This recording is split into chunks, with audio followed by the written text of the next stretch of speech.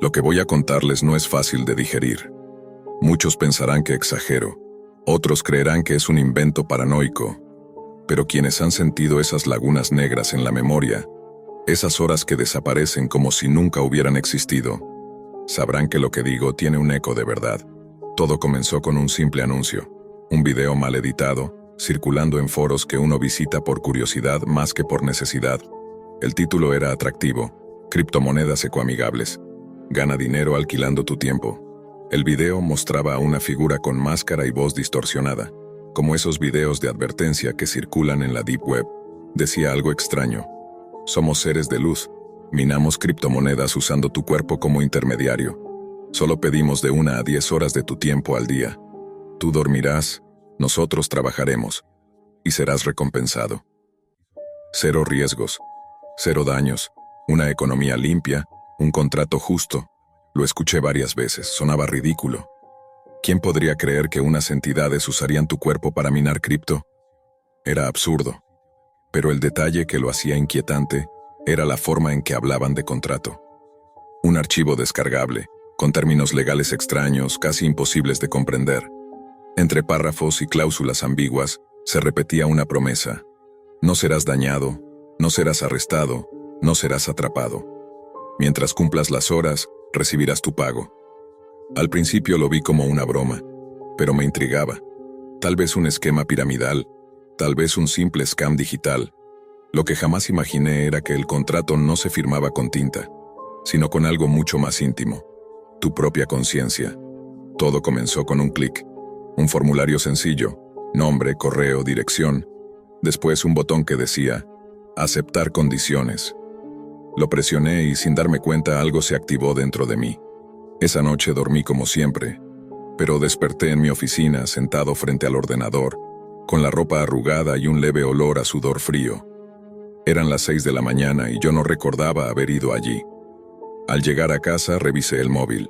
Mensajes no respondidos, llamadas perdidas, un calendario en blanco. Pero en mi billetera digital había una notificación: 0,003 BTC depositados. La cifra era real. El dinero existía, y yo no había hecho nada. Los días siguientes fueron aún más inquietantes. De pronto despertaba en lugares extraños, a veces en un banco del parque, a veces en una calle desierta de madrugada. Y siempre había una constante: no recordaba cómo había llegado allí. Una mañana, al entrar a casa, encontré un fajo de billetes en la mesa. No era mucho, pero sí suficiente para generar sospechas. Lo peor fue cuando comenzaron a llegar noticias en la televisión: robos en la zona, cristales rotos, cámaras que mostraban a un hombre encapuchado huyendo. Y lo perturbador: ese hombre tenía mi estatura, mi forma de caminar, mi chaqueta. Revisé mis propios bolsillos y encontré fragmentos de vidrio. No necesitaba más pruebas. Mi cuerpo estaba siendo usado. Intenté cancelar. Entré de nuevo al portal, busqué la opción de terminar contrato, pero solo aparecía un mensaje frío: no se puede cancelar. Duración mínima, 365 días. Horas asignadas, 1 diaria. Restante 342 pulgadas. Un escalofrío recorrió mi columna. De repente el contrato tenía un contador vivo, marcando los días que quedaban. Intenté contactar a alguien. Busqué foros, correos, chats ocultos.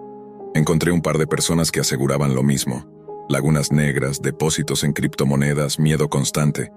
Pero todos repetían lo mismo: nadie había logrado romper el contrato. Uno de ellos incluso me advirtió: si intentas resistirte, te sacan igual. No sirve de nada, no luches. Solo cumple las horas y espera. Con el tiempo, mi vida se volvió una rutina de paranoia. Dejé mi trabajo formal. Entregué a mi perro a mis padres porque ya no podía cuidarlo.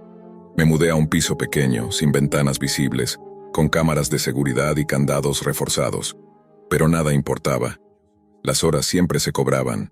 Podía estar encerrado, encadenado a mi propia cama, y aún así despertaba en otro lugar, con la sensación de haber sido manipulado como un muñeco.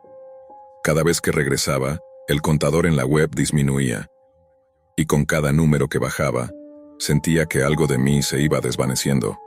Las criptomonedas seguían llegando. La billetera crecía. El dinero era real, tangible, podía gastarlo. Pero ya no me importaba. porque cada moneda parecía cargar un peso invisible, la certeza de que no era mía, sino de algo que me había usado. Algunas noches frente al espejo, juraría que mis ojos brillaban con un reflejo extraño, como si otra presencia me mirara desde adentro. Mis movimientos eran menos míos. Mi voz sonaba hueca, lejana, y los rumores en el vecindario no ayudaban. Robos, incendios provocados, personas heridas, todos en un radio cercano a donde vivía. Las cámaras de seguridad a veces me mostraban caminando solo, en plena madrugada, con un bulto en las manos. Un guante. Eso era lo que era ahora. Un guante vacío para algo que no mostraba su rostro. Quedan 3 meses, 90 días marcados en rojo, como una cuenta regresiva que no se detiene. Cada minuto prestado se siente como una amputación invisible, como si mi alma fuera partida en pequeños fragmentos, liquidados en cada transacción digital. He considerado huir.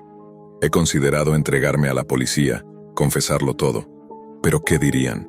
¿Cómo explicar que un contrato invisible me obliga a salir cada noche, a robar, a destruir, a moverme como un criminal sin voluntad propia? La única certeza que tengo es esta. Cuando el contrato termine, no sé si algo de mí seguirá existiendo. Tal vez me liberen, tal vez me dejen vacío. Tal vez mi cuerpo siga, pero mi conciencia ya no. Lo que sí sé es que cada moneda que recibo no es ganancia, es deuda.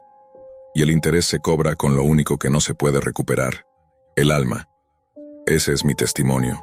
Un contrato firmado con un clic, pagado con horas de vida. Un año reducido a obedecer, a esperar, a ser usado. Y un futuro que no promete libertad, sino silencio. Así que, si alguna vez ves un anuncio parecido, si escuchas esa voz distorsionada hablando de criptomonedas ecoamigables, huye. No lo abras, no lo mires, porque no es un negocio, es una condena, y yo soy la prueba viviente, o al menos lo era. Pensé en borrar todo rastro de mí de internet. Cerré redes, cambié contraseñas, desconecté cámaras, pero el portal seguía ahí, como un latido que no podía silenciar. Cada noche, antes de dormir, revisaba el contador. Quedaban 89, luego 88. El número caía con una paz cruel, como quien descorcha una botella al ritmo de un ritual. Me prometí que no iba a ceder, que no iba a facilitar nada. Me até las manos con un cinturón, aseguré mis tobillos con bridas gruesas y me dormí en el suelo, frente a la puerta, con una cadena dando 2 vueltas a la cintura y otra al picaporte. Desperté con las bridas cortadas en diagonal, como si alguien las hubiese despellejado con precisión clínica, y con una llave desconocida en el bolsillo. En la pantalla, restante 87. Esa mañana encontré un recibo arrugado de una bodega a las afueras, pagado en efectivo. Alquiler de un trastero por 3 meses. No recordaba haber ido, pero mis pies tenían polvo arcilloso y en la suela de mis zapatillas había hierba seca que no existía en mi barrio. Fui hasta allí de día, con el estómago hecho un nudo. El encargado me saludó con familiaridad. Dijo mi nombre sin titubear. Me dio paso como si viniera todos los días. La persiana del trastero 47 chirrió al subir.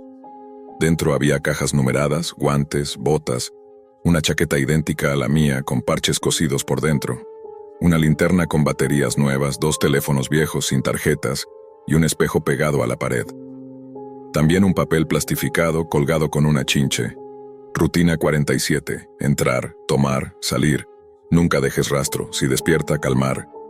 No supe si ese "sí despierta" me hablaba a mí o a quien me vestía por dentro.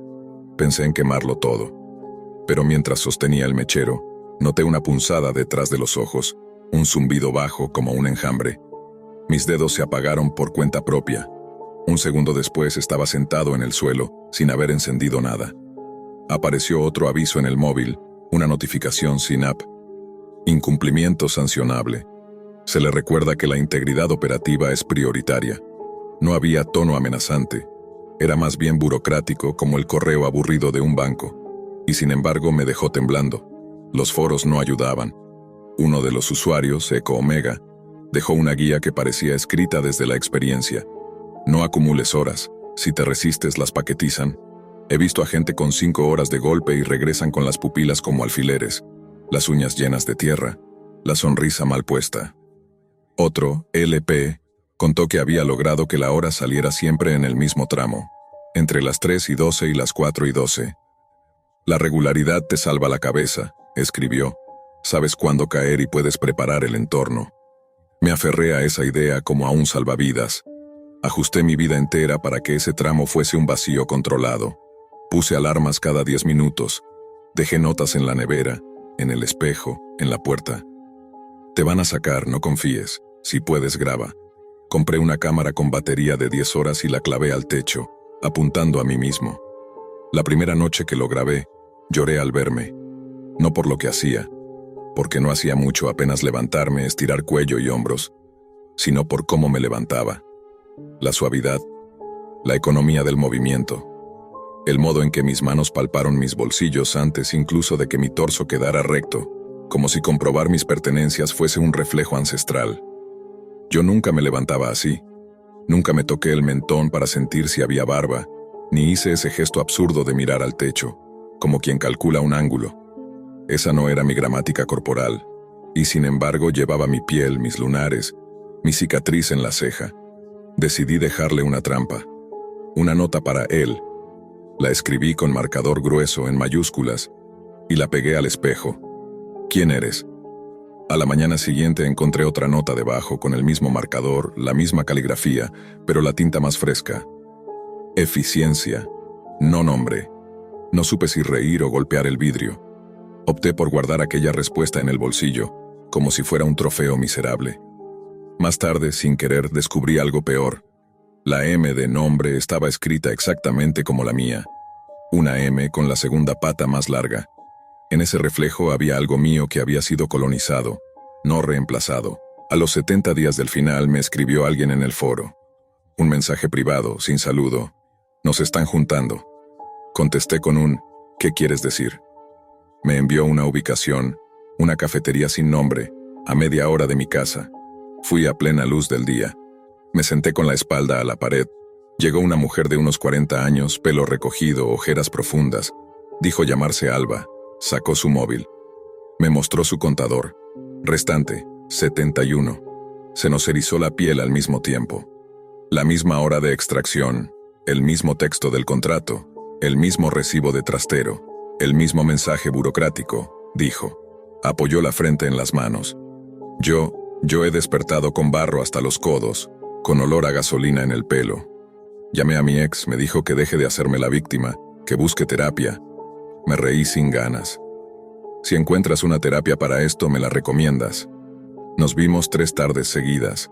Hablábamos como náufragos, y la cuarta noche ambos despertamos con las manos marcadas por la misma sustancia pegajosa, un residuo negruzco que no fuimos capaces de identificar. A la mañana, las noticias.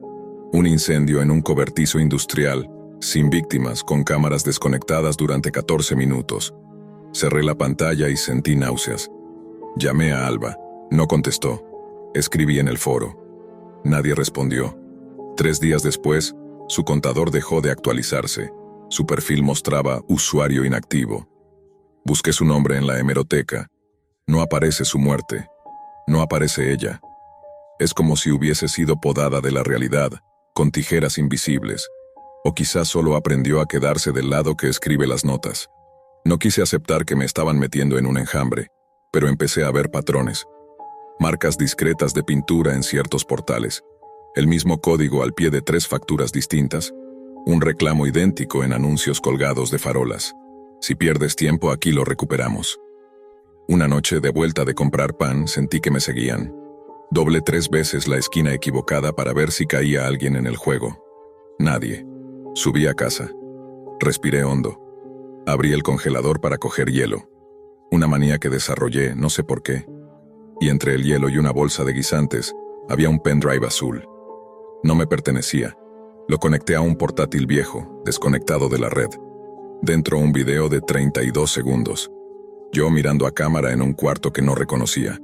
Decía, no intentes avisar a la policía. Tus descargas de hora ya están legalmente embebidas en una trama de microcontratos que firmaste con cada desplazamiento. No lo recuerdas, pero aceptaste opt-in cuando pulsaste OK en los ajustes. El lenguaje era claro. Se reserva el derecho a la ejecución remota sin consentimiento explícito en caso de inactividad. Si quieres sobrevivir, aprende a ceder sin ruido. El ruido atrae auditorías. Mi lengua se pegó al paladar. No era solo que me usaran, era que me usaban para convencerme. Quedaban 59. Me volvió el impulso de confesarme. Fui a la comisaría del barrio. Esperé una hora en la sala de sillas atornilladas. Me recibió un agente joven, con barba incipiente y ojeras de recién llegado. Le explicó lo del contrato, las noches, los huecos, los videos. Me escuchó con profesionalidad. Anotó algunas frases. Me pidió el portal. Se lo mostré. Escribió la dirección en su libreta. Se levantó, fue a una oficina interior. Tardó 10 minutos. Volvió con cara de confusión educada. No hay nada en ese dominio, dijo. Dice servidor caído. Levanté el móvil. El portal estaba ahí, fresco, contando, 59. Me pidió el teléfono para revisarlo él. Se lo di. Lo miró. Accedió a internet. Todo normal. El portal no aparecía. Me lo devolvió con cuidado, como si me diera un arma. ¿Ha consumido alguna sustancia? Negué con la cabeza. ¿Quiere que llamemos a alguien? No contesté. En la puerta me detuvo y muy bajo dijo: mi primo dice que hay cosas raras con estafas del tiempo, que hay que revisar bien las condiciones. Yo qué sé, tío. No era compasión. Era miedo solapado bajo protocolo. A los 43 me ofrecieron un bono. Otra notificación imposible. Rendimiento estable, bono disponible. Canjeé horas adelantadas por tasa preferente. Aumento temporal de crédito. Me helé. ¿Horas adelantadas? ¿Qué significaba preferente? Jamás había visto ese botón. Pulsé en la I minúscula, el icono de información. Salió un texto breve. El bono reduce el tiempo de permanencia por día a 40 minutos durante 10 días, a cambio de 2 horas concentradas al final del ciclo. Imaginé lo que significaba. 10 días de respiro, y luego 2 horas de golpe, como una marea negra. Casi acepto. Casi. Entonces recordé la advertencia del foro. No paquetices. Cerré la ventana. Las manos me temblaban. La notificación desapareció como un pez que regresa al fondo. Con 31 comencé a escuchar un susurro antes de caer. No era una voz distinta. Era mi propia voz desgranada. Vamos, vamos, ya es la hora, no lo hagas difícil. Me di cuenta de que él ya no se conformaba con moverme. También quería hablar por mí. Ese fue el punto de quiebre. Decidí hacer algo que no debía hacer, responder. En el marco del espejo escribí con rotulador rojo pequeño, en un ángulo que quedaba oculto desde la puerta: ¿qué pasa cuando termine? La respuesta tardó 3 noches en aparecer. La tinta estaba negra, el trazo seguro. Depende del desempeño. Volví a preguntar: ¿qué eres? La respuesta: agregado. Toqué la palabra con el dedo. Agregado.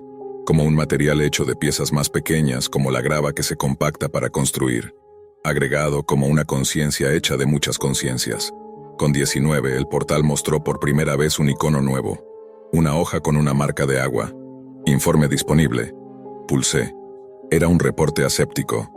Tareas completadas, 346. Incidencias, 0. Evaluación de riesgo, baja. Sugerencia, posibilidad de permanencia. Al final, una firma digital ilegible y una frase: gracias por su colaboración con una economía circular de tiempo. Me reí con un ruido opaco. La palabra circular me dio náuseas. Cerré el portátil. Lo metí en el horno. No lo encendí. Me limité a sentir el metal frío, como si así pudiera enfriar también el flujo invisible que me atravesaba. Con 14, soñé con la perra que ya no estaba conmigo. En el sueño me olía las manos como antes, con esa paciencia infinita, y luego se apartaba, como si algo en mí la asustara. Me desperté llorando sin sonido. Hice una lista de cosas que recordaba de cuando era solo yo. El olor a lluvia en las cortinas, la primera vez que me salió mal un arroz y aún así lo comimos riéndonos. La sensación de cruzar la calle sin mirar el semáforo cuando no venía nadie. Cada recuerdo parecía requerir permiso de una aduana interna. ¿Puedo pensar esto? ¿Puedo tocar esto? Y aún así, seguí anotando, como si escribir fuese levantar sacos de arena contra una crecida. Con 10 volví al trastero 47. Quería encontrar un cierre. No hallé nada que no hubiese visto, salvo un clavo oxidado en el suelo. Lo recogí y me lo guardé. No iba a hacerme nada con él. No quería convertirme en el villano de mi propio cuerpo. Pero necesitaba un peso contundente, un objeto simple, algo que no fuera una clave o un QR o una política de privacidad. algo que existiera fuera de la pantalla. De vuelta en casa clavé ese clavo en el marco de mi puerta, solo para poder decir, esto lo hice yo. Cuando quise fotografiarlo encontré mi cámara con la tarjeta vacía. Otro yo había limpiado los rastros mientras yo compraba leche. Con 6 conté los azulejos del baño al milímetro, para no pensar. Con 5 me quedé dormido con la luz encendida y desperté con la luz apagada y una bombilla fría en la mano. Con 4 un conocido me escribió, ¿todo bien? Anoche te vi cerca del río. No fui capaz de contestar. Con 3 recibí un correo sin remitente. Finaliza bien y no te faltará nada. El texto estaba centrado, sin tildes, como si lo hubiese escrito alguien que conocía el idioma por piezas sueltas. Con 2 el portal me ofreció transferencia, voluntario a propietario. No supe si era un error de traducción o una propuesta. Cerré los ojos. La víspera del último día, limpié la casa como si vinieran visitas. Ordené los cajones.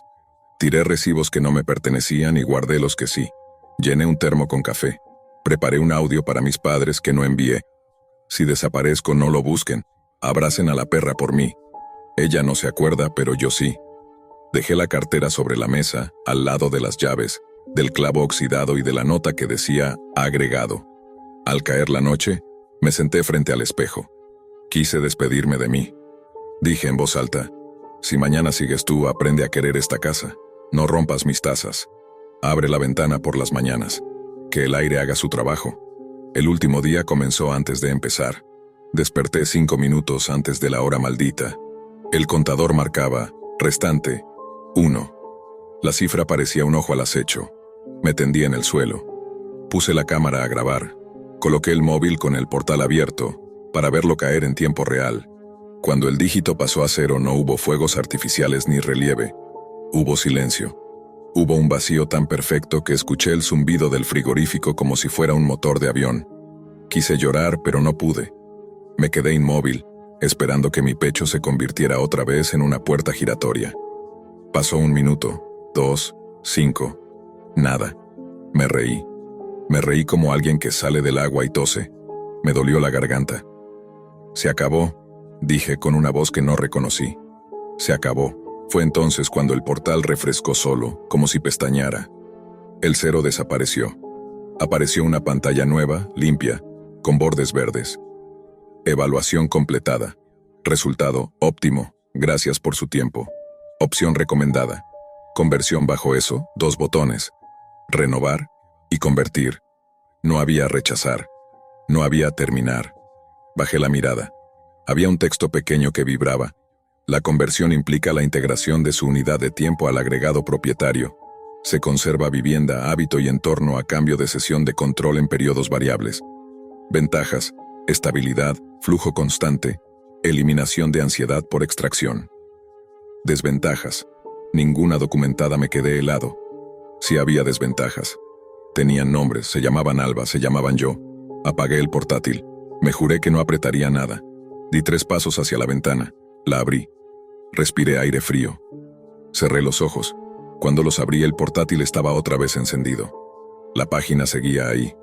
Un tercer botón había aparecido bajo los otros, gris con letras pálidas. Continuar en modo huésped. Una frase al pie. No recomendado. Me reí sin humor. Huésped, pensé. La casa propia donde ya no eres dueño del salón.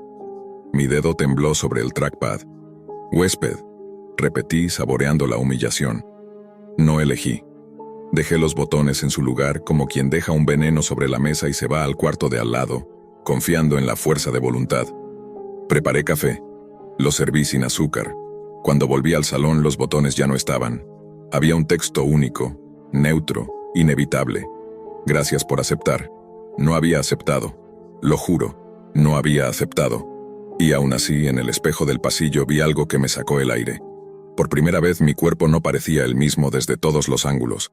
Los hombros un poco más atrás, el mentón ligeramente más alto, el parpadeo más lento, como si economizara luz. Fui hasta el espejo con las manos abiertas. Dije, ¿qué has hecho? Y por debajo de mi voz escuché otra, la misma pero más honda, decir, optimizar. La siguiente semana no hubo hora. Había en cambio decisiones mínimas que parecían tomadas por otra lógica. Elegir el camino largo al volver a casa, abrir el correo a las 2:17, dejar el teléfono cargando en el suelo en vez de en la mesilla, doblar la ropa con una precisión que jamás tuve. Nada malo, nada criminal, solo otra persona viviendo en mí con modales exactos. Por la noche dormía entero y sin embargo me despertaba con la sensación de haber asistido a una reunión donde no hablé. En el portal, ya casi invisible, solo quedaba una línea de texto en gris. Modo, conversión, huésped. No recordaba haberlo elegido. Tal vez lo eligieron por mí. Tal vez aceptar era simplemente no cerrar la tapa. Quise arrancarme el contrato de la piel, pero ¿qué contrato arranca uno cuando la letra ya es carne? Fui al trastero 47 para buscar pruebas, para encontrar, no sé, un cable que cortar, un interruptor general. La persiana estaba bajada a medias, dentro vacío. Ni las cajas, ni el papel plastificado, ni la chaqueta. En el suelo, sin embargo, alguien había dejado un espejo pequeño, ovalado, con marco de plástico blanco. Lo tomé. Detrás, había una pegatina con un código QR y una frase: «Felicidades por formar parte». Lo lancé a la pared. No se rompió.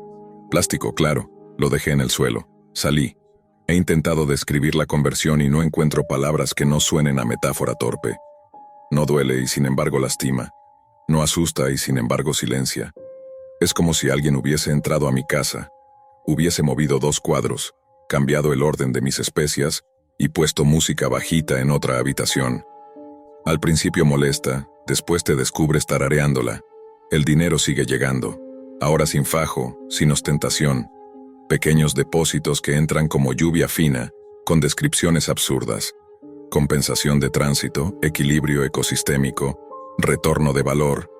Debería usarlos, supongo. Debería comer mejor, cambiar el colchón, volver a comprar flores los domingos. Pero cada moneda es un espejo y no quiero ver qué reflejan. Hoy ha pasado un mes desde el 0. Mi teléfono ya no muestra el portal a menos que lo mire de reojo, como si supiera cuándo no quiero verlo. He aprendido a detectar cuándo él toma el volante. El aire se espesa un poco como antes de la tormenta. Mis dedos laten con una batería ajena. Mi lengua descansa 3 milímetros más atrás. En esos momentos le hablo, aunque sé que hacerlo es una concesión. Le pregunto por Alba. No contesta. Le pregunto por el agregado. A veces escribe en el borde del espejo: «Nosotros». A veces deja la puerta entreabierta al salir, por pura cortesía. A veces acaricia el lomo del libro que dejé sobre la mesa como si lo recordara. Y hay noches, las más peligrosas, en las que me deja dormir entero y al despertar siento que lo extraño. Sigo siendo una prueba viviente, supongo. Pero ya no sé de qué. De que no hay contratos que se rompan, solo contratos que se rebautizan. De que el modo huésped es un nombre amable para un inquilino perpetuo. De que hay trabajos que no son trabajos sino repartos de cuerpo. Si has llegado hasta aquí buscando un final con puerta sellada, una cláusula que desconocías pero que te salva, no la tengo. Si lo que quieres es una instrucción clara, aquí va. No minimices un aceptar porque no entiendas su lenguaje. No te fíes de lo que promete ordenar tu tiempo cuando tu tiempo es lo único que te queda. A veces pienso que podría irme, cambiar de país, de nombre, de idioma. Pero me basta con mirarme escribir para entender que no haría ninguna diferencia. Él escribe mejor ahora. Afina el ritmo. Coloca las comas donde yo antes dudaba. Quizá por eso sigo. Porque en el fondo, quiero que esto termine en una frase que no sea solo un grito. Quiero, ridículamente, que tenga un sentido. Y mientras lo busco, el agregado acomoda las sillas, barre debajo de la mesa, pasa un trapo por mi frente, me presta sus manos cuando las mías tiemblan. No sé si, cuando apague la luz, volverá la hora negra, si todo esto ha sido una tregua o una evolución. No sé si mañana me tocará a mí abrir la ventana o si otro lo hará con mis codos. Solo sé que, si encuentras el anuncio, ese que habla de criptomonedas ecoamigables, de recuperar el tiempo perdido, lo apartes con el mismo gesto con el que apartarías un plato que huele a gas. No lo leas, no lo guardes para más tarde. Ya te están mirando cuando lo piensas. Este es, ahora sí, el final que puedo darte. El agregado acaba de dejarme 2 palabras sobre el cristal empañado del baño, escritas con la yema de mis dedos. No son una amenaza, no son una orden. Son un parte de guerra mínimo, frío y cordial. Dicen, turno tuyo. Cojo el clavo oxidado de la mesa no para herirme ni para romper nada. No sirve de nada, sino para sentir su peso real mientras termino de escribir. Respiro. Apago el portátil. Dejo la ventana abierta para que entre aire y me quedo quieto esperando a que mi propia casa me permita, por un rato, ser quien la habita. Si lees esto en alguna parte, si alguien te lo reenvía, si aparece en un foro y un desconocido firma con mi nombre, sabrás que aún quedo aquí detrás de la hora, tratando de que mi voz no se convierta en un eco más. Porque, aunque la conversión diga que no hay desventajas documentadas, yo soy la documentación. Y esta, su última línea, no es una advertencia legal, es un ruego. Protege tu tiempo como si fuera un órgano. No lo alquiles, no lo empaquetes, no lo conviertas en cifra, o acabarás como yo, agradeciendo cada día que el agregado te escriba turno tuyo y no gracias por ceder. Y cuando llegue ese día, porque llega, entenderás que la libertad ya no suena como antes. Suena a silencio compartido, suena a pasos que das y no sabes de quién son. Suena sobre todo a una puerta que creías tuya y que sin ruido se aprendió a abrir desde fuera. Eric siempre había sido meticuloso con su trabajo, técnico informático, especialista en resolver problemas de conectividad, instalar routers y diagnosticar redes. Vivía en un mundo de cables, contraseñas y configuraciones. Para él, la seguridad digital era una segunda naturaleza. Cada puerto abierto, cada alerta de firewall, cada conexión no verificada le hacía sentir un frío en la nuca que obligaba a actuar de inmediato. Sin embargo, aquel martes todo cambió. El cliente, un hombre mayor con una oficina abarrotada de papeles y monitores antiguos, había llamado porque su internet se volvía loco de manera intermitente. Eric revisó los equipos, conectó su laptop a la red, hizo ping a varios servidores, y mientras ajustaba la configuración del router notó algo extraño. Un nombre de red inalámbrica desconocido que aparecía y desaparecía, una combinación aparentemente aleatoria de números y letras que no correspondía a ningún proveedor oficial. La curiosidad, un defecto que a veces lo acompañaba, le hizo desconectarse momentáneamente del procedimiento habitual y examinar aquel nombre extraño. Un clic accidental y su laptop se congeló. La pantalla parpadeó y, sin previo aviso, un navegador se abrió solo mostrando una ventana de chat. La tipografía era simple, inquietante en su neutralidad. Sal de esta red ahora. Eric rió nerviosamente, pensando que podía ser una broma de algún usuario cercano. Ignoró la advertencia y comenzó a explorar. La red parecía inofensiva al principio. Archivos raros, foros vacíos, enlaces crípticos que prometían información confidencial. Pero pronto la sensación de incomodidad se volvió aguda. Los mensajes comenzaron a aparecer en la ventana de chat, y no eran genéricos. Contenían sus datos personales, exactos, detallados, nombre completo, dirección, número de cuenta bancaria. Una línea tras otra se llenaba con información que solo él y su computadora sabían. El corazón le dio un vuelco. Quiso cerrar la ventana, apagar la laptop, pero la interfaz parecía desafiar cualquier comando. La pantalla comenzó a mostrar imágenes que Eric no podía procesar del todo. Cuerpos desmembrados, rituales extraños, sacrificios humanos, suicidios masivos. El horror no era solo visual, sino visceral. Cada imagen parecía moverse apenas un segundo antes de congelarse, y los rostros, algunos reconocibles vagamente, lo miraban con ojos vacíos, acusadores, implorantes. Cada clic lo sumía más en un abismo digital del que no podía escapar. Instintivamente, apagó la laptop. La luz del monitor se extinguió y el silencio llenó la oficina. Pensó que la pesadilla había terminado, pero el alivio duró apenas segundos. El computador del cliente, conectado a la misma red, encendió su pantalla automáticamente. Y allí estaba, una transmisión en vivo de la webcam de Eric. Su propio rostro, pálido y aterrorizado, lo observaba desde un ángulo que no reconocía. Cada parpadeo, cada respiración, cada movimiento estaba siendo capturado, reproducido, observado por alguien que parecía conocer cada rincón de su vida. Eric huyó de la oficina sin mirar atrás. Su mente giraba en un torbellino de miedo y confusión. ¿Cómo había sucedido? ¿Quién estaba detrás de esa red? Durante semanas intentó racionalizar lo ocurrido. Evitó el internet doméstico, Desconectó todos los dispositivos, cambió contraseñas, pero no había lugar seguro.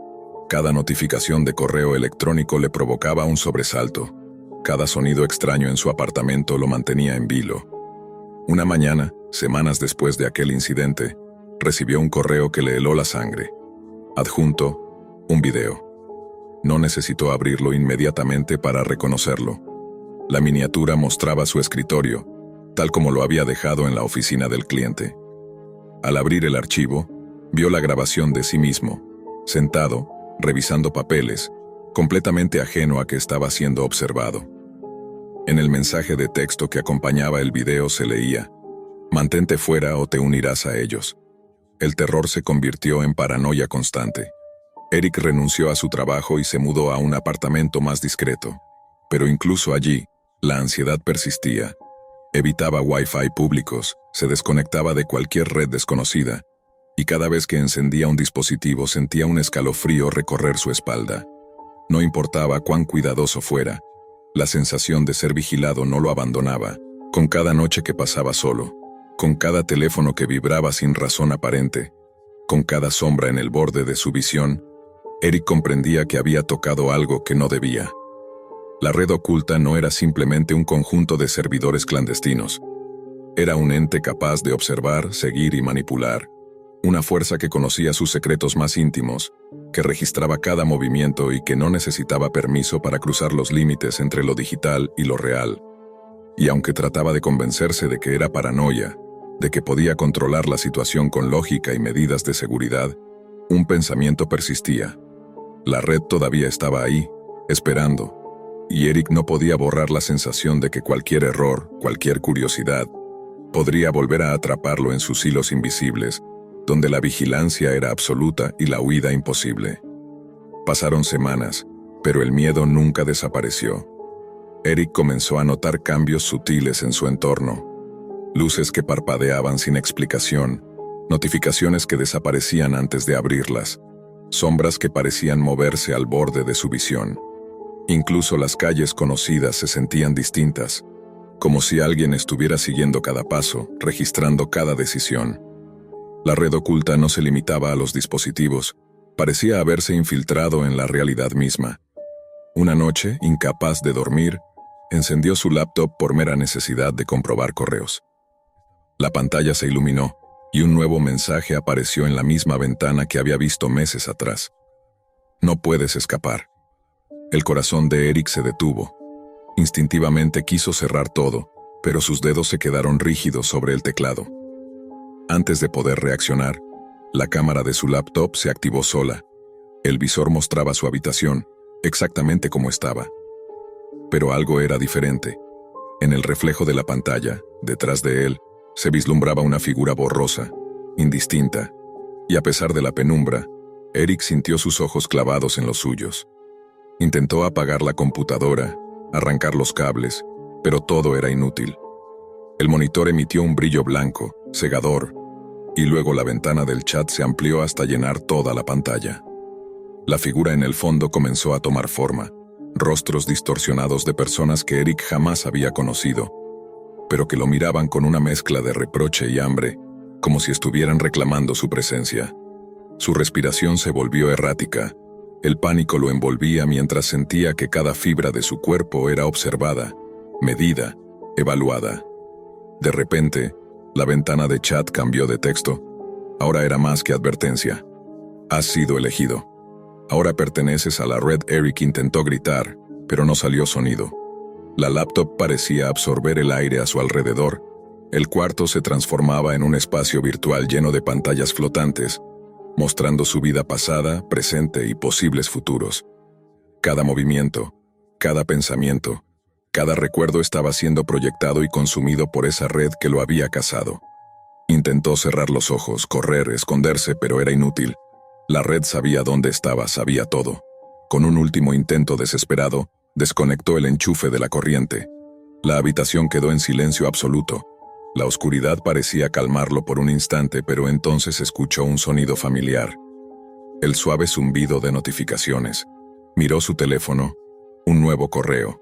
Sin remitente, sin asunto, solo un video. Al reproducirlo vio algo que lo paralizó. Era él mismo, sentado en su escritorio tal como la primera vez, pero ahora había otros detrás, figuras borrosas que imitaban su posición, sus movimientos, y un mensaje final, simple y definitivo: nunca estarás solo. La red te observa siempre. Eric comprendió que no había escapatoria. Su vida, su privacidad, su mente, todo había quedado expuesto. La red oculta no era solo digital, era omnipresente, ineludible, un ente que se alimentaba de la curiosidad y el miedo, y que ahora lo había marcado. La sensación de vigilancia constante lo seguiría hasta el último día de su vida, y cada red, cada dispositivo, cada conexión sería un portal por el que la red podría alcanzarlo de nuevo. No importaba dónde estuviera, Eric ya pertenecía a la red oculta. Desde ese momento, evitó todo tipo de tecnología moderna, se mudó continuamente y vivió en aislamiento. Pero incluso en la soledad más absoluta, sabía que en algún lugar, en algún servidor perdido en la inmensidad de la Deep Web, alguien o algo lo estaba observando. Cada parpadeo, cada suspiro, cada pensamiento era un registro más en la interminable red que ahora formaba parte de su vida. Y así la red oculta se convirtió en su perpetua prisión, invisible, implacable y eterna. Alex nunca había sido un tipo valiente, pero su adicción a Internet lo había convertido en un explorador de lo prohibido. Pasaba horas inmerso en foros, descifrando enlaces crípticos y siguiendo pistas que para cualquier otro usuario serían simples cadenas de caracteres sin sentido. Sin embargo, él había oído hablar de algo que prometía llevarlo más allá de los límites conocidos: el nivel 4 de la Deep Web. Los rumores decían que allí no solo se compartían secretos gubernamentales, sino que se exhibían experimentos que rozaban lo inhumano. Nadie que hubiera entrado había vuelto a hablar de ello, y ese misterio era un imán para su curiosidad. Durante días, Alex navegó sin dormir. Su habitación se convirtió en un santuario oscuro de pantallas encendidas y cables enredados. Cada foro, cada archivo, cada enlace lo acercaba a lo que buscaba, y con cada clic sentía una mezcla de temor y excitación que lo mantenía despierto toda la noche. Finalmente, llegó a un sitio que se anunciaba con un logo borroso y una cuenta regresiva encriptada. Al abrirlo, lo recibió un desfile de imágenes distorsionadas, armas experimentales, diagramas de tecnología clasificada y documentos sobre proyectos que ni siquiera los historiadores conocían. Su corazón latía con fuerza y, sin pensar, descargó un archivo comprimido que prometía ser la clave de nivel 4. Fue entonces cuando su computadora se apagó abruptamente. Pantalla negra, reinicio. Cuando volvió a encenderse, solo había un archivo de texto en el escritorio: no lo hagas de nuevo. Alex se rió nerviosamente, convencido de que era algún tipo de broma. Pero la advertencia se quedó en su mente, susurrando un temor que no podía identificar. A pesar de ello, no pudo resistir la tentación. Días después, su ansiedad pudo más que el miedo y volvió a intentar acceder al sitio. Esta vez, el terror se materializó de forma tangible. Su disco duro estaba completamente vacío. Todos sus archivos, sus proyectos, su historial de exploración desaparecieron como si nunca hubieran existido. Pero lo que más lo heló no fue la pérdida digital. Bajo su puerta, encontró un sobre grueso y pesado. Dentro, fotos de él y de su familia, tomadas desde ángulos que solo alguien dentro de su propia casa podría capturar. Una nota escrita con letra clara decía: «Sabemos dónde vives. Para». Alex llamó a la policía, describiendo la situación con palabras que sonaban más a delirio que a realidad. Los oficiales revisaron su casa, sus alrededores, sus dispositivos electrónicos, pero no encontraron rastro alguno del remitente. La sensación de estar vigilado creció hasta convertirse en paranoia crónica. Cada ruido en la noche, cada sombra en el pasillo, lo hacía saltar. Cerraba puertas y ventanas compulsivamente, revisando cerraduras y cámaras de seguridad, aunque sabía que nadie podría protegerlo de lo que había desencadenado. Una noche, mientras dormía apenas unos minutos antes del amanecer, despertó con un dolor punzante en el brazo. Frente a él, un hombre encapuchado se inclinaba, inyectándole algo con una jeringa. La oscuridad de la habitación parecía absorberlo todo, y Alex solo pudo sentir cómo la conciencia se le escapaba mientras escuchaba un murmullo que parecía provenir de todas partes y ninguna a la vez. Cuando recobró el conocimiento, La habitación estaba vacía, y lo que antes había sido su computadora estaba desmantelado, sus componentes principales desaparecidos. Sobre el escritorio, una nueva nota. Tienes suerte de estar vivo. A partir de esa noche, Alex cambió de ciudad, cambió de número de teléfono, incluso su apariencia. Cada noche revisaba las cerraduras, se asomaba por las ventanas y escuchaba el menor crujido, temiendo que las figuras sombrías que lo habían rastreado encontraran la manera de alcanzarlo de nuevo. Su vida se convirtió en un ritual obsesivo de precaución y paranoia. Pero aunque se prometió nunca más volver a la Deep Web, la curiosidad seguía susurrándole en la cabeza. Cada notificación, cada correo sospechoso, cada noticia sobre filtraciones gubernamentales lo hacía temblar de miedo y deseo al mismo tiempo. Había visto demasiado, había tocado algo que no debía, y la certeza de que alguien, o algo, aún lo vigilaba, lo acompañaba en cada sombra, incluso en los momentos más breves de sosiego. Cuando creía estar a salvo, sentía la mirada invisible recorriendo cada rincón de su nuevo hogar. Cada vez que cerraba los ojos, las imágenes de los experimentos prohibidos, los archivos secretos y la advertencia que había ignorado lo perseguían, recordándole que algunas puertas no deberían abrirse jamás. Y aunque su vida continuaba en apariencia normal, en su interior la sensación de amenaza nunca lo abandonaba. El miedo se había convertido en su sombra permanente, y la línea entre lo real y lo virtual, entre la curiosidad y la obsesión, se había desdibujado para siempre. Alex intentó rehacer su vida, pero cada decisión se veía teñida por la paranoia que lo acompañaba. Compró un apartamento en un edificio antiguo, lejos del bullicio, con cámaras en cada esquina y cerraduras de alta seguridad. Incluso así, cada sonido nocturno le hacía estremecer. A veces creía escuchar pasos que no correspondían a ningún vecino, susurros entrecortados que no podía ubicar. Se despertaba varias veces durante la noche, revisando que todo estuviera intacto, asegurándose de que ninguna figura encapuchada estuviera acechando su hogar. Pero la Deep Web de alguna manera no lo había dejado ir. Recibía correos electrónicos vacíos, enlaces que nunca abría pero que seguían apareciendo en su bandeja de entrada, notificaciones anónimas que parecían burlarse de su miedo. Su mente estaba atrapada en un ciclo de vigilancia constante. Hasta sus amigos notaron el cambio. Se volvió reservado, desconfiado, incapaz de disfrutar de la vida cotidiana. La obsesión con la seguridad se había transformado en una cárcel invisible, y la sensación de que alguien lo observaba nunca desapareció. Una noche, mientras revisaba su computadora por rutina, notó algo extraño. Un archivo encriptado nuevo, con un nombre que no recordaba haber visto antes. La curiosidad y el miedo se enfrentaron dentro de él. Sabía que abrirlo podría significar un desastre, pero sentía que ignorarlo sería un fracaso personal. Con manos temblorosas, lo abrió. La pantalla se llenó de líneas de código que cambiaban rápidamente, imposibles de seguir. Luego, un video borroso se reprodujo. Al principio, solo se veía oscuridad, pero lentamente se distinguió una figura. El hombre encapuchado que lo había atacado meses atrás. El video mostraba su propia casa, su apartamento, su rutina diaria, cada movimiento registrado, cada momento de vulnerabilidad capturado.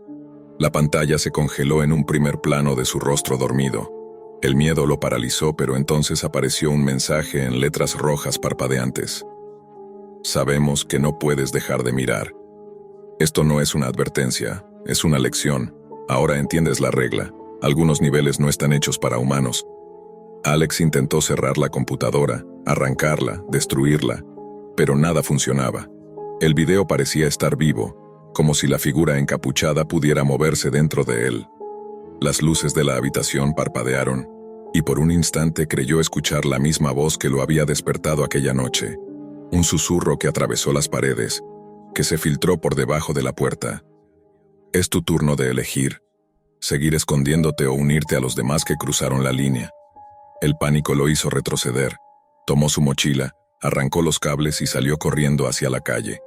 Mientras caminaba sin rumbo, se dio cuenta de algo aterrador. Las cámaras de seguridad de todo el vecindario parecían apuntar hacia él, como si alguien hubiera tomado control de cada lente. Cada sombra en las esquinas se movía con intención. Cada automóvil estacionado parecía vigilante. No había escapatoria. Al volver a su apartamento encontró otra carta deslizada bajo la puerta. Esta vez, sin fotos, solo un mensaje frío y directo. Has jugado con fuego. No eres especial. Todos los que buscan más allá del nivel 4 terminan igual. Pero nos has entretenido. Por ahora. Alex comprendió, con un terror absoluto, que nunca podría volver a ser libre. La Deep Web no era solo un espacio virtual. Era una fuerza que podía trascender las fronteras físicas. Las figuras encapuchadas, los archivos misteriosos, las cámaras, los códigos, todo formaba parte de un sistema diseñado para cazar a quienes se atrevían a mirar demasiado. En los días siguientes, Alex desapareció de los registros públicos. Su apartamento quedó vacío, pero las luces seguían encendidas, sus cámaras activas, grabando movimientos inexistentes.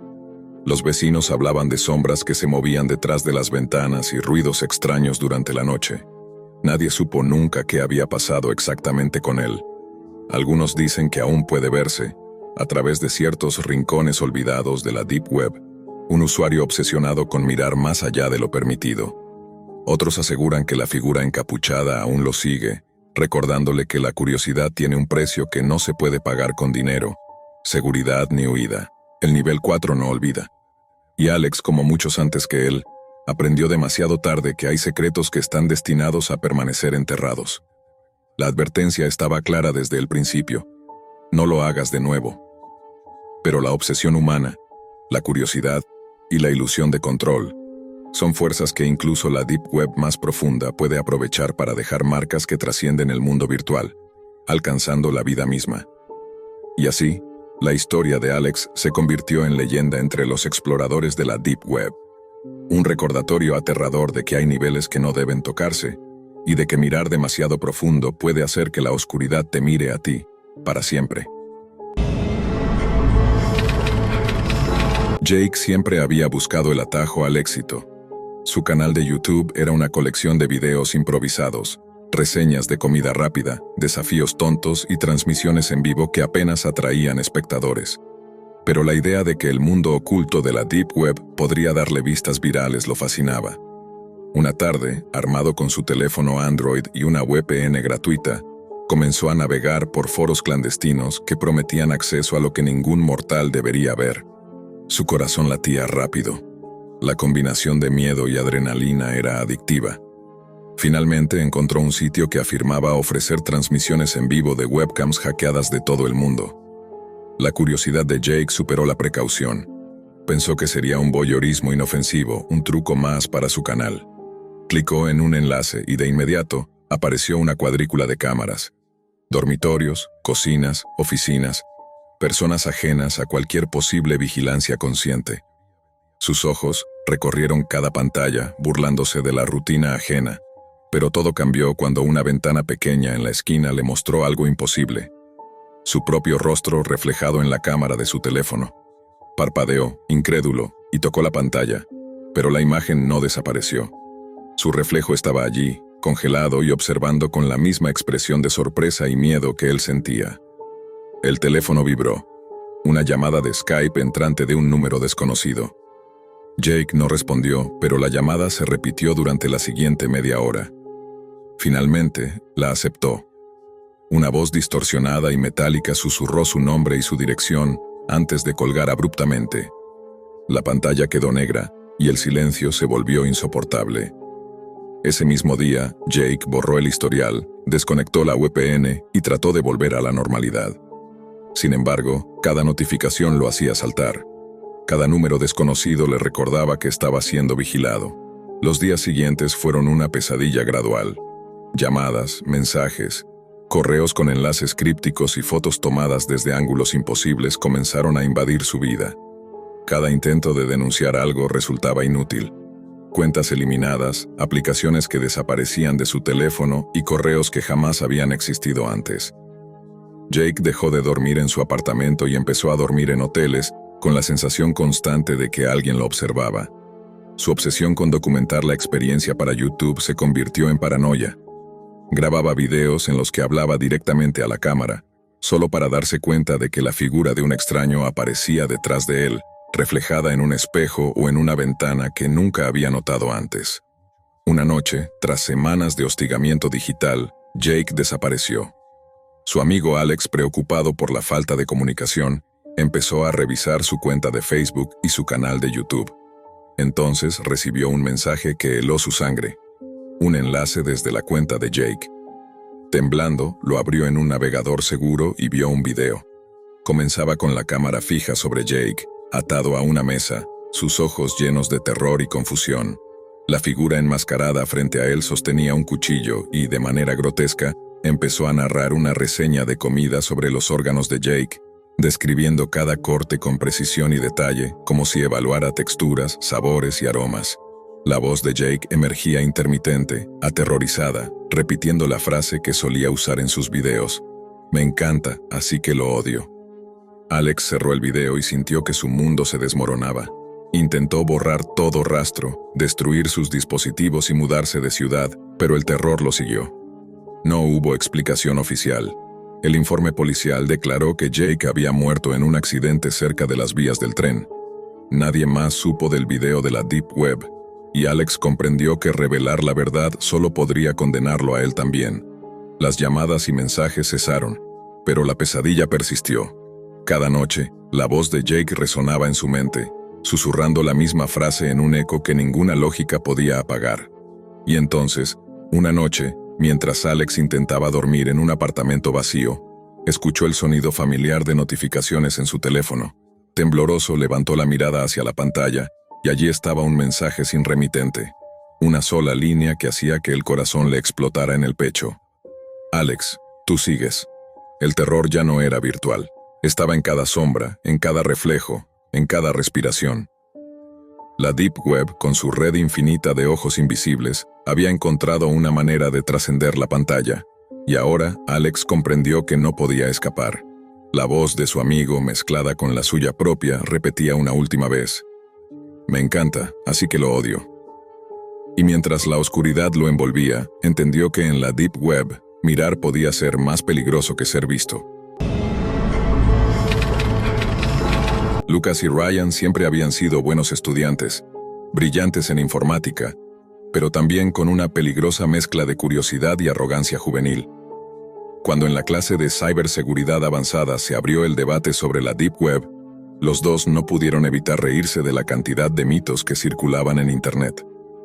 Mercados negros imposibles, foros de asesinos a sueldo, hackers omnipotentes que podían entrar en tu vida con solo un clic. Para ellos, todo era un cuento exagerado, hasta que alguien en el aula mencionó las famosas páginas de sicarios. «Eso no existe, son scams», dijo Ryan girando la silla hacia Lucas. «Lo que hacen es estafar a idiotas que creen en eso». El profesor, un hombre seco con mirada cansada, añadió: «Precisamente, la Deep Web está llena de farsas, pero no se engañen. En esa cloaca también existen quienes mezclan lo ficticio con lo real. Y ahí está el peligro». Esa frase se quedó grabada. Esa misma noche, entre risas y cervezas, ambos tuvieron la gran idea. ¿Y si ellos mismos creaban un sitio falso de sicarios como experimento social? Una mezcla entre proyecto académico y broma pesada. Lo llamaron R.I.B. Hitman. La página tenía un diseño rudimentario pero convincente. Perfiles de supuestos asesinos con alias oscuros, fotos borrosas en blanco y negro, descripciones detalladas de especialidades. El lobo, experto en desapariciones silenciosas. La viuda, envenenamiento sin dejar rastro. Incluso inventaron testimonios de clientes satisfechos. Usaron servidores ocultos, enrutamiento con Tor y capas de anonimato para que pareciera todo lo más real posible. Lo que jamás imaginaron es que alguien lo tomaría en serio. El primer mensaje llegó 3 días después de lanzar la web. Era de una mujer que, con un tono frío, pedía la ejecución de su marido, a quien acusaba de haberla engañado con su propia hermana. Lucas y Ryan leyeron el correo entre carcajadas, convencidos de que era un troll. Pero al revisar el adjunto, se helaron. Había fotos del hombre, capturas de su rutina diaria, direcciones y hasta el número de su vehículo. Aquello no era una broma. En cuestión de semanas, el sitio comenzó a llenarse de solicitudes. Un sindicato anónimo pidió la eliminación de un ejecutivo de una corporación energética. Otro usuario, con mensajes plagados de errores gramaticales, ofreció criptomonedas a cambio de deshacerse de un competidor de negocios. La lista crecía. El pánico reemplazó a la diversión. Una noche, incapaces de soportar más, fueron a ver a su profesor. Le contaron todo. El hombre los escuchó en silencio, palideciendo a medida que comprendía la magnitud del desastre. No los denunció de inmediato. Primero, los llevó a una división especializada en delitos cibernéticos. La policía se apoderó de la web y la usó como carnada. Gracias a Reb Hitman, atraparon a varios individuos que habían intentado contratar sicarios. Fue un éxito policial, al menos en apariencia. Los noticieros nunca dieron detalles, pero en los pasillos universitarios se rumoraba que había sido una operación grande. Lucas y Ryan recibieron promesas de que su identidad permanecería en secreto, de que nadie sabría quién estaba detrás de la farsa original. Pero la mente no se calma con promesas. Ambos estudiantes comenzaron a vivir con paranoia, borraron redes sociales, cambiaron de números de teléfono, dejaron de frecuentar bares y fiestas. Había algo que no podían olvidar. Esas personas que habían escrito al sitio eran reales. Habían enviado fotos, nombres, direcciones. Si ellos estaban dispuestos a matar, ¿qué impediría que también buscaran venganza? Pasaron unos meses de silencio. La vida universitaria volvió a una rutina soportable, hasta que una mañana, Lucas encendió su laptop y encontró un mensaje en su bandeja cifrada de Tor. No recordaba haberla revisado desde que todo acabó. El remitente era anónimo, pero el texto era corto y preciso. Pensaste que eras listo, pero sabemos quién eres. Adjunto había una foto. Era él, Lucas, caminando hacia la facultad. La toma estaba hecha desde un ángulo imposible, como si alguien lo hubiera seguido de cerca, sin que él lo notara. El terror lo paralizó. Se lo mostró a Ryan, quien al principio pensó que era una broma de mal gusto de algún compañero. Pero cuando días después, Ryan recibió un sobre bajo la puerta de su apartamento con una copia impresa de la misma foto, dejó de reír. Decidieron mudarse. La universidad les permitió terminar el semestre a distancia y se trasladaron a ciudades distintas, con nuevas identidades digitales y estrictas medidas de seguridad. Pero la paranoia no desapareció. Las noches se llenaron de ruidos sospechosos, de autos estacionados demasiado tiempo frente a sus casas, de mensajes crípticos que aparecían y desaparecían en foros cerrados. Lucas soñaba con figuras encapuchadas que lo observaban desde la esquina de su cuarto. Ryan comenzó a beber para dormir. Un año después, cuando creían que todo había quedado atrás, Lucas encontró un paquete en la entrada de su nuevo apartamento. No tenía remitente. Al abrirlo, descubrió un celular viejo, encendido. La pantalla mostraba un solo archivo de video. Lo reprodujo con manos temblorosas. Era una transmisión en vivo de la cámara de seguridad de su edificio. Lo mostraba a él, parado en ese mismo instante frente a la caja, con la expresión descompuesta, sosteniendo el teléfono. La cámara se movió con un leve giro, como si alguien, desde el otro lado, estuviera controlándola y disfrutando de su reacción. El mensaje final apareció sobre la pantalla negra. Reb Hitman nunca cerró. Ahora trabajamos contigo. Lucas dejó caer el teléfono. Afuera, en la calle, un auto encendió las luces y permaneció inmóvil, con los faros fijos hacia su ventana. La trampa que ellos habían creado como un simple experimento ya no les pertenecía. La Deep Web había extendido sus garras y ahora no había escapatoria.